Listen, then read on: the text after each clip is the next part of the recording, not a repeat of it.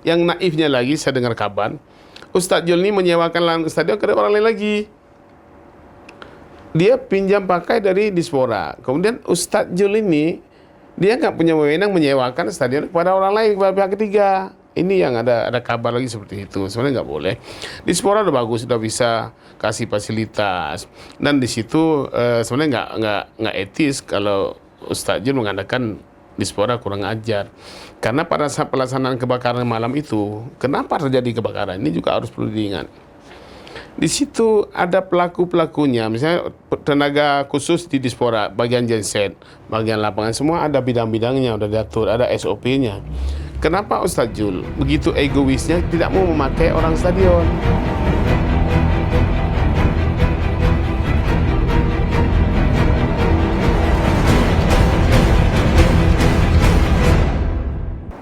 Assalamualaikum warahmatullahi wabarakatuh. Kembali lagi dengan saya Siti Aminah di channel PTM, tepatnya di episode ke-52 tahun ketiga, edisi Kamis 16 Februari 2023. Bagi rekan yang belum subscribe, silahkan subscribe, dan kita masih menunggu komentar yang positif dan membangun pastinya. Baik rekan PTM, kita akan membahas tentang isu Persiraja hari ini. Kita akan angkat tema tentang akuisisi Persiraja diduga cek kosong. Mampukah Dekgam jebloskan Ustadz Zulfikar ke penjara? Bersama narasumber kita Insinyur Khaidir TMMM. Beliau adalah mantan Sekretaris Umum Asprop PSSI Aceh. Assalamualaikum Pak Khaidir. Waalaikumsalam warahmatullahi wabarakatuh. Apa kabarnya nih Pak? Baik, alhamdulillah sehat. Terima segar. kasih terus sudah hadir ke PTM Pak. Hari ini kita berbincang hangat ini tentang lapor-melapor ya. Siap. Tentang melapor-melapor terkait tentang Persiraja. Tapi sebelum kita memasuki tema nih Pak Khaidir, bisa nggak diceritakan sedikit tentang bagaimana proses perjalanan Persiraja? Ini saya lihat Anda sebagai mantan Sekretaris Umum Asprop PSSI Aceh. Dari tahun berapa nih Pak Khaidir? Alhamdulillah, kebetulan saya dulu bertugas di PSSI Aceh dari tahun sebelum saya tarik, saya masih di bidang kompetisi. Dari tahun 2008 memang saya udah di PSI. Zaman almarhum Pak Let Bugih, saya mendidik oleh Pak Let Bugih di PSI. Juga merangkap sebagai panitia Persiraja, juga pernah ketua panitia Persiraja, pernah juga ikut di kepengurusan Persiraja. Di sebelum tsunami kita udah bergabung. Kemudian kebetulan ada kesempatan saya menjadi Sekku PSI Aceh di tahun 2014 sampai 2018. Jadi perkembangan sepak bola di Aceh bermacam bentuk, bermacam irama sudah kita lihat, kita buktikan sendiri.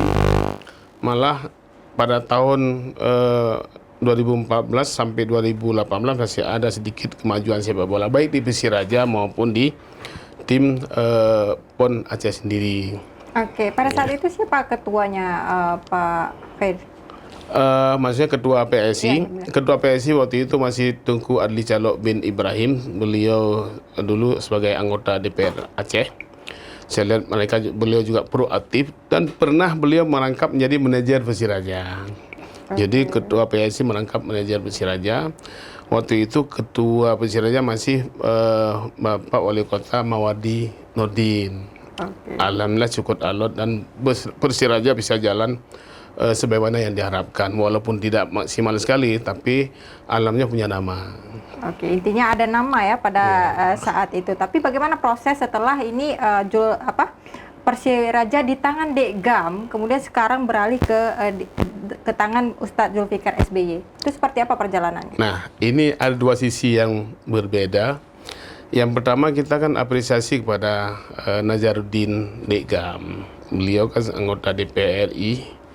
Kemudian beliau sudah berkecimpung dan juga sudah memberi andil besar terhadap Persiraja dari Liga 2 bisa mengangkat menjadi ke Liga 1 dengan penuh perjuangan, di backup oleh seorang wali kota juga dulu, Mas Pak Aminullah. Alhamdulillah bisa naik ke Liga 1, artinya punya nama besar.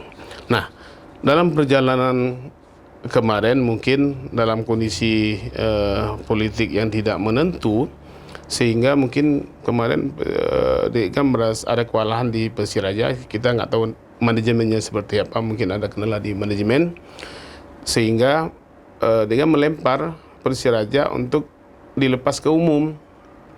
Siapa yang mau ngurusin Persiraja? Artinya kan Dekam udah kewalahan, mungkin banyak hal, mungkin kendala keuangan atau mungkin saking sibuknya Dekam di DPR RI ya, sehingga beliau menawarkan kepada publik atau ke wali kota untuk bisa mengambil alih Persiraja ke depan. Nah, dalam perjalanan tarik ulur Persiraja kemarin, tiba-tiba muncullah Pak Jul SBY sebagai seorang kandidat untuk merawat Persiraja. Dalam hal ini, kemudian publik juga merasa lega, artinya ada yang menyelamatkan Persiraja. Tentu masyarakat Aceh berterima kasih sekali ada orang yang mau menyelamatkan, asal Persiraja jalan. Nah, untuk mengurusin Persiraja sebenarnya semudah yang kita bayangkan. Ukuran Dekam kita sebagai ukuran, karena butuh uang banyak, haji pemain juga, home juga persiapan teknik di lapangan, jadi banyak hal. Makanya saya juga terkejut pada saat Jul SBY mau masuk ke Persiraja, juga berpikir ada keberanian untuk pegang Persiraja. Untuk menangani Persiraja ini, kita kan tentu harus punya modal besar, minimal 4 miliar, 5 miliar harus ada kas, harus punya uang, dan harus di backup oleh sponsor yang lain. Sekarang kalau Persiraja kan udah klub profesional Liga 1, nggak boleh lagi memakai anggaran daerah kecuali sponsor dana CSR mungkin bisa jadi.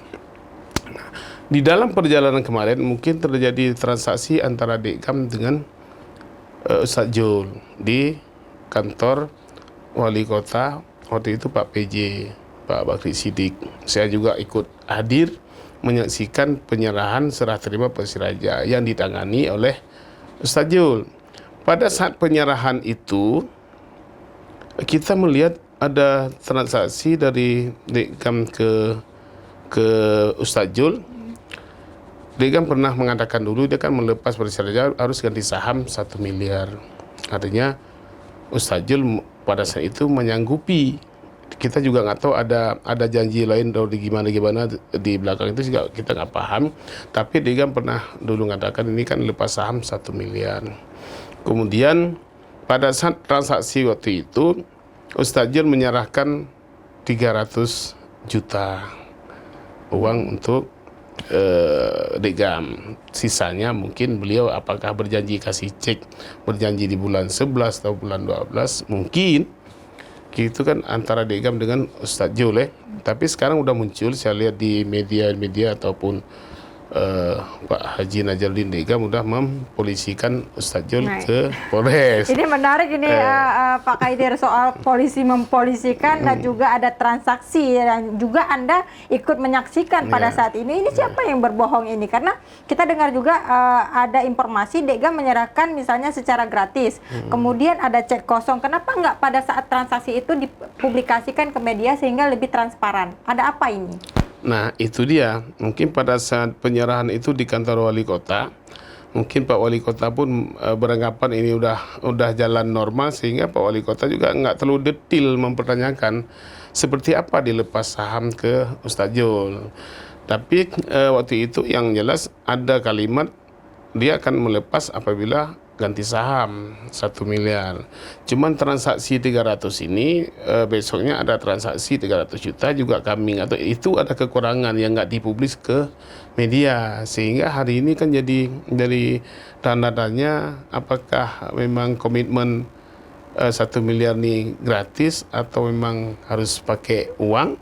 Tapi kalau hari ini Pak Haji Najaruddin Dekam ini mempolisikan Ustadz Jul ke Polres, artinya berarti ini ada komitmen utang. Tapi di awalnya nih Pak Kaidir, kita juga membaca di beberapa media ini Dekam juga sudah terlalu percaya kepada Ustadz Zulfikar ini sehingga menyerahkan sahamnya begitu saja. Durasinya kan tidak lama itu. Ketika dia menyerahkan kemudian diambil sama Ustadz Zulfikar, kemudian ada liga kan setelah itu? Ya. ini saya pikir mungkin kalau saya lihat waktu pertama mungkin dia agak legowo. Dianggap Ustaz Jul ini akan bisa menjalankan Persiraja sesuai dengan misi dan visi yang diharapkan. Mungkin dalam perjalanan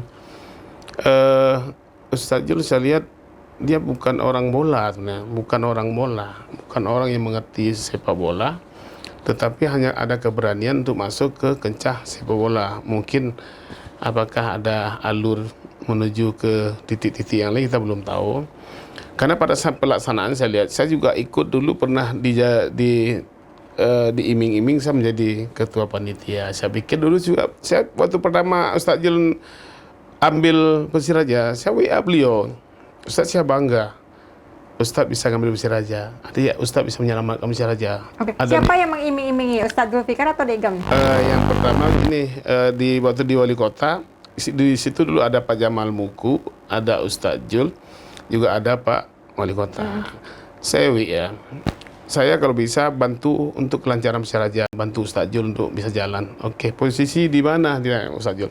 Saya punya keahlian cuma di kepanitiaan. Karena saya nggak bisa saya pungkiri, memang kelebihan saya dari dulu memang di panitia pelaksana Persiraja. Artinya kita cari uang untuk Persiraja, apa yang bisa kita buat terhadap kelancaran. Oke, Ustaz bilang. Pada saat di situ Pak Jamal Muku juga Pak Wali Kota berharap saya tetap di kepanitiaan. Nah, dalam perjalanan setelah kita membantu beliau di stadion, membantu kelancaran, membuat lapangan, juga kita piblu, juga kita desain semua persiapan pertandingan untuk malam hari itu ready. Ustaz Jul hanya nanya, tapi apa yang kita buat beliau nggak mau ikut. Saya ada konsep yang kita buat, konsep yang udah lalu yang memang bisa jalan untuk menyelamatkan Persiraja. Saya masuk ke situ hanya ingin menyelamatkan Persiraja agar Persiraja ini bisa bangkit, bisa jalan apa yang diharapkan. Nah, pada waktu itu Ustaz Jul dengan saya tidak ada kepastian, saya tetap bertahan untuk menyelamatkan Persiraja. Saya perlu tahu nggak terpakai pada malam H, saya nggak punya ID card, saya nggak punya nama di kepanitiaan. Tapi kita masih legowo untuk membantu Persiraja. Yang paling menyakitkan lagi, kita mendesain tiket harga 30.000, 40.000 sampai harga 75.000. Artinya nggak mahal. Karena Persiraja ini kan masih kita butuh dukungan masyarakat. Untuk mendukung, kita harus cari animo masyarakat untuk lebih mau beli tiket. Pada saat itu beliau merubah tiket secara mendadak menjadi 50.000, 100.000, 150.000, bahkan nyampe 200.000. Iya ya itu lagi kita udah memprediksi bahwa ini akan terjadi sesuatu karena tensi para penonton pada saat berbicara di medsos, saya lihat agak emosi para pendukung untuk beli tiket karena mahal. Oke. Pak Haidir, tapi sebelum jauh ke sana, tadi Anda mengatakan bahwa Ustadz Zulfikar juga memberikan iming-iming Anda menjadi sebagai ketua panitia, tapi tidak direalisasikan. Tapi kan Anda tahu, kalau misalnya Ustadz Zulfikar juga bukan orang ahli bola, apakah misalnya sebelum ini Degam memilih Ustadz Zulfikar sebagai menyerahkan maksudnya sahamnya kepada Ustadz Zulfikar, Anda setuju bahwa Ustadz Zulfikar ini menjadi pemilik sahamnya ataupun pengelola Persiraja? Sebenarnya antara kita pada saat itu tidak berpikir rela atau tidak rela. Yang kita pikirkan pada saat itu Persiraja tinggal hitung hari akan berkompetisi. Ya. Artinya kita butuh seorang bapak angkat untuk bisa menyelamatkan Persiraja ini bisa berkompetisi. Karena ini merupakan dambaan masyarakat Aceh. Mereka rindu dengan sosok Persiraja. Karena di Aceh satu-satunya hanya Persiraja. Jadi pada saat itu muncul Ustaz Jul, kami cukup berjiwa besar, juga cukup meyakinkan bahwa beliau bisa menjalankan. Sebenarnya nggak sulit. Artinya terpaksa menyerahkan karena waktu mau bertanding. Mau bertanding. Jadi meskipun misalnya Ustadz Zulfikar ya tidak mampu di bola, tapi juga kita lihat kalau seandainya bermain di uang, misalnya kan ini dijual 1 M ini menurut kabar ya, kita nggak tahu pasti. Tapi kalau seandainya Ustadz Zulfikar dia mampu secara ekonomi, harusnya kan bisa cash dan tidak kredit. Yeah. Nah, tapi kenapa misalnya diamanahkan? Apakah memang keterpaksaan yang membuat situasi memang harus diambil Ustadz Zulfikar atau seperti apa? Karena kita tahu ya pemirsa PTM, sesuai dengan hadis riwayat Bukhari ya, jika amanat telah disia-siakan, tunggu saja kehancuran yang terjadi. Ada seorang sahabat bertanya, bagaimana maksud amanat yang disia-siakan? Nabi menjawab, jika urusan diserahkan bukan kepada ahlinya, maka tunggulah kehancuran itu. Apakah ini kehancuran yang akan terjadi ke Persiraja nih Pak Khaidir? Ya, itu dia.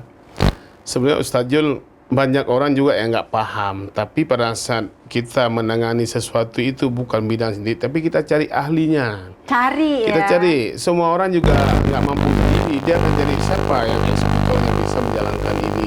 Semua kan ada ahlinya. Manajemen kita cari yang bagus, kemudian kepanitiaan kita cari yang bagus. Kenapa dulu Persiraja bisa jalan? Kenapa dulu panitia bisa cari uang untuk manajemen? Kenapa Pemko juga dulu bisa mendukung? Semua stakeholder, semua pelaku harus kita rangkul.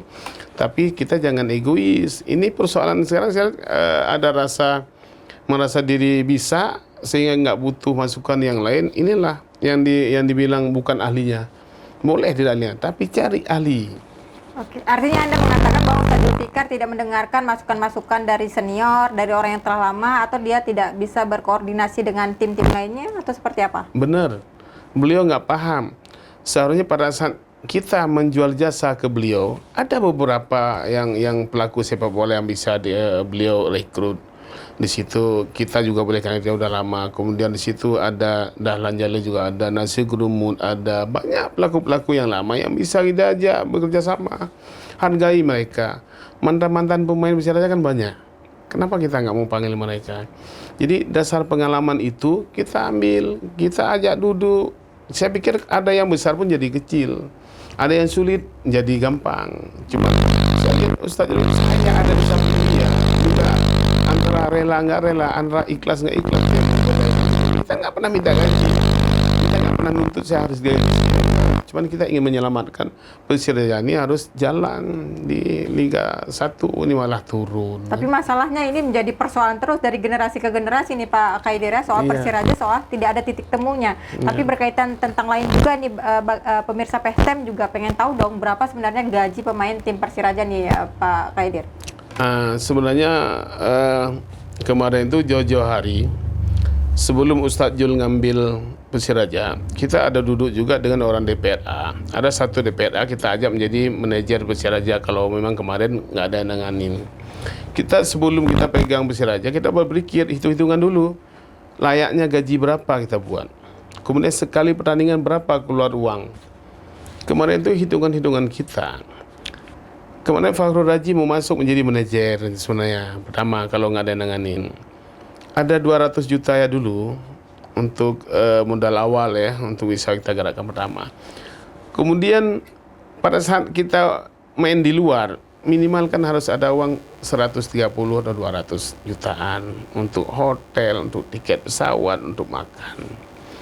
Andaikan kemarin ada 4 kategori gaji, ada 10, ada 7,5, ada 6, ada 3 juta. Artinya kan ada 3 juta ya. Nah, jadi kan kita nggak usah pakai pemain luar pun nggak apa-apa, pemain lokal semua bisa. Kita bisa mempercayakan pemain lokal. Dulu udah pernah kok pemain lokal juara 2 dapat di Solo. Kita berdayakan pemain-pemain Aceh, kecuali yang sama sekali memang nggak ada. Kita cari 1 2 ada. Itu pun mutunya harus di atas pemain Aceh. Jadi pemain Aceh ini mudah, mereka nggak nuntut besar-besar, tapi harus komit. Misalnya mereka gaji tengah 5 ya, masuk tengah 5. Okay. Dan makan mereka, ini sekarang kemarin itu kan makan mereka berantakan coba. Ini pada masa Ustadz Zulfikar ya? Jadi atlet nih, mereka makan diatur, makan pagi jam berapa, dia sebelum makan apa dulu, di situ ada puding, ada teh, kopi, vitamin dan yang lain sebagainya. Kemudian mereka makan jam berapa, nggak boleh pedes. Misalnya siang mereka makan jam 12 dan jam 1 paling telat harus udah makan, karena jam 4 mereka lari. Bangun tidur jam 3 mereka harus punya snack, malam dia harus ada vitamin. Kemudian makan nasi, nggak bisa nasi perang. Ini kemarin nasi apa yang dikasih coba? Jadi istilahnya kayak apa? Kuah belemak, ube bekah. Kuah belemak ini nggak bisa. Jadi standar pembinaan atlet ini dia kan ada SOP-nya, ada ukuran-ukuran makanan yang harus kita Berarti kasih. di masa Pak Ustadz Zulfikar ini malah soal makanan juga tidak dipedulikan. Berantakan seperti makanya kalau pelatih ngepres latihan maksimal, kasihan penyakit kuning anak orang. Tapi pada masa saat pertandingan kemarin itu lumayan loh harga tiket yang diambil Pak Kaidir. Oh, itu bukan lagi lumayan, Udah lebih udah super lumayan. Sebenarnya kalau target kita di Persiraja ini, saya dulu 8 kali waktu ketua panitia. Saya dulu zaman Pak almarhum Mawardi Nurdin wali kota.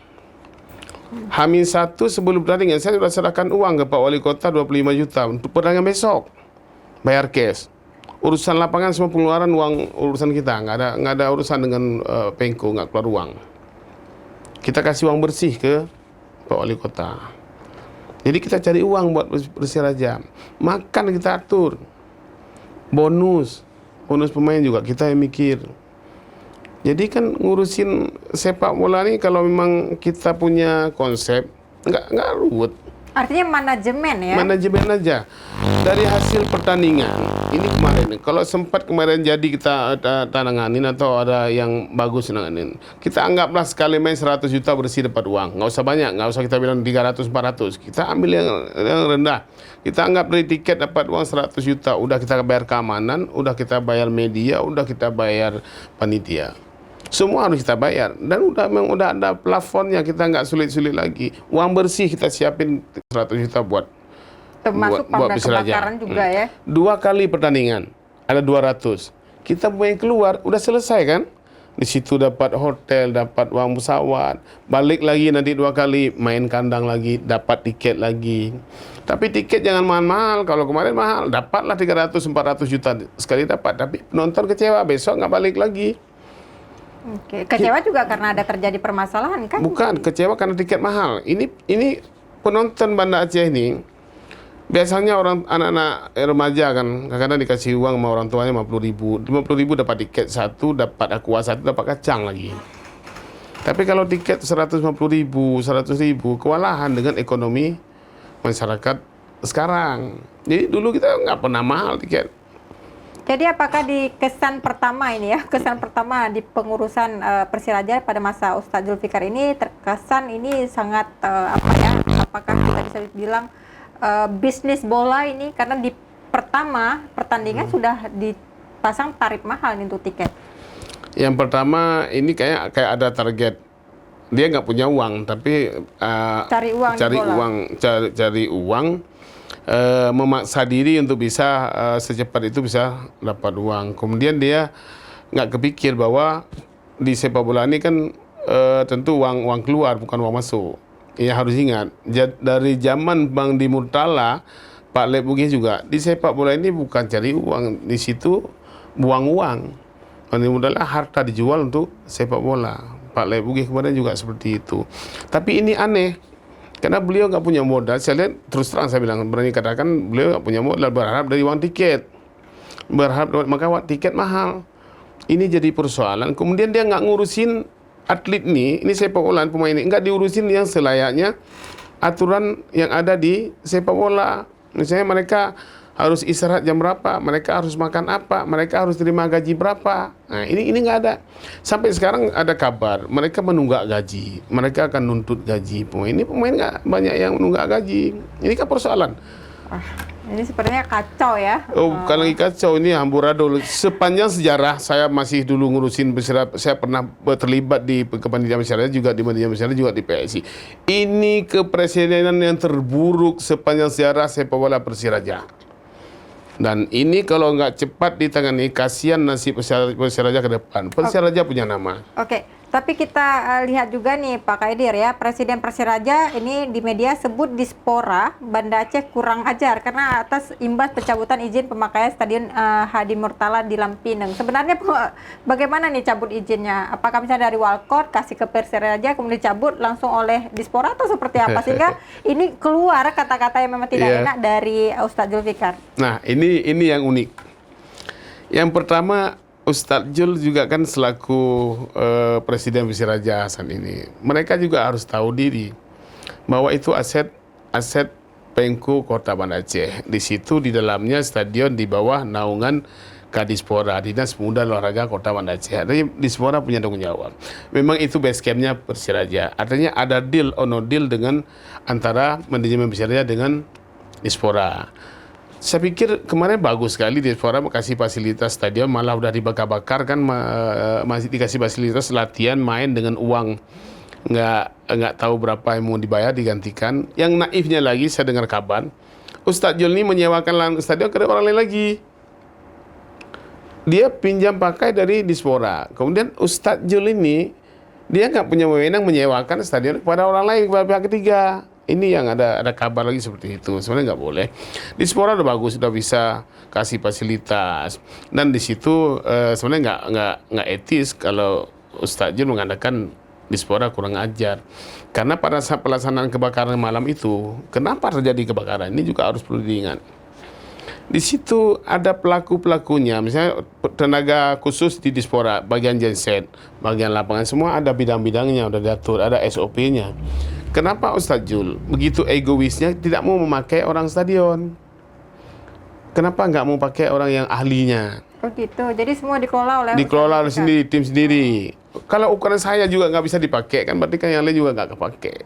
Saya udah sering di kepanitiaan, kenapa saya kasih saran didengar tapi nggak mau dibuat. Kalau dia mau ikutin saran aja, alhamdulillah malam tuh nggak terjadi seperti itu. Artinya kan kalau nggak gelap lampu, ini berarti lampu kan karena genset nggak keurus, gensetnya solar habis kurang, katanya, ya? habis ini kan kalau udah mengulah itu kan proses lama. Jadi, itu persoalan.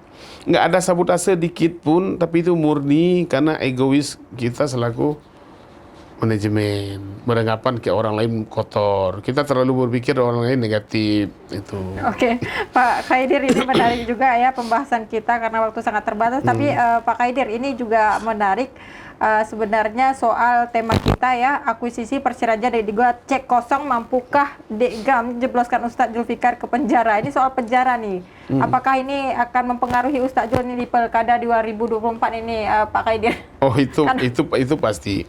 Ini perlu diingat. Dinamika sepak bola ini untuk di Aceh, bukan hanya di Aceh, seluruh Indonesia. Kalau untuk maju ke politik paling cepat lewat olahraga sepak bola, harus kita akui. Saya kembali dulu pada zaman Pak Mawardi Nurdin masih PJ Wali Kota.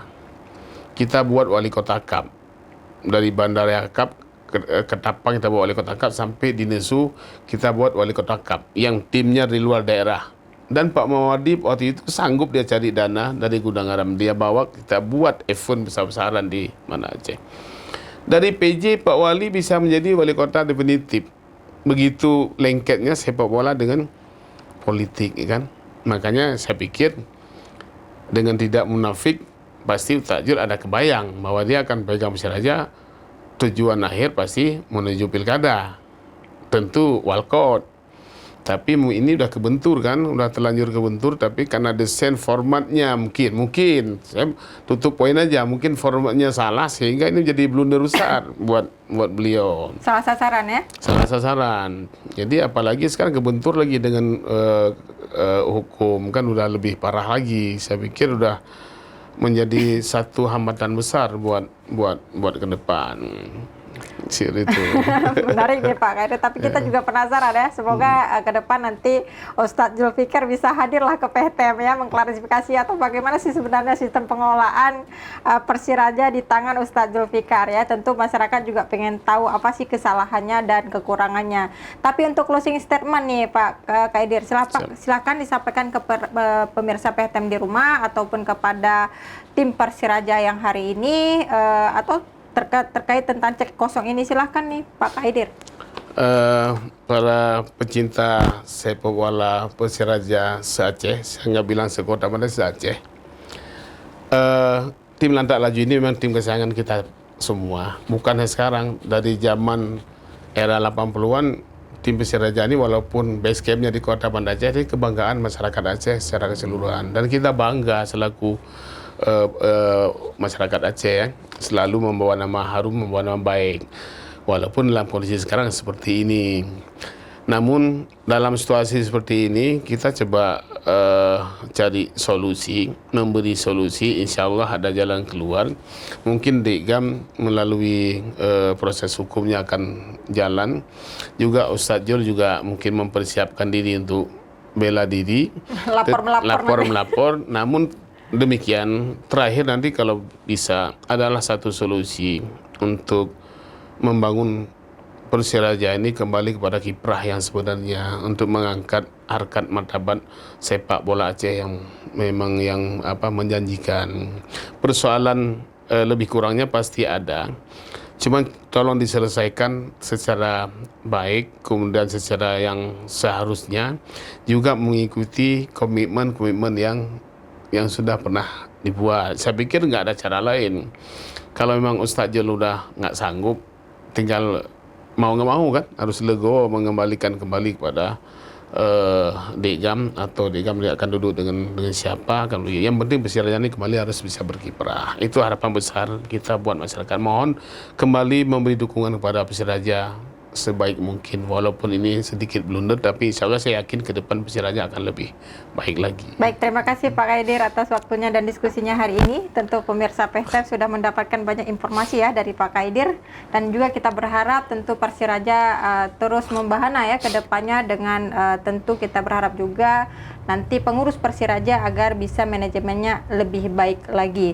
Tonton terus podcast kita di setiap hari Senin dan Kamis pukul 10 pagi, dan jangan lupa tekan lonceng untuk mendapatkan informasi terbaru. Like, share, and subscribe juga. Saya Siti Aminah mohon undur diri. Assalamualaikum warahmatullahi wabarakatuh. Waalaikumsalam.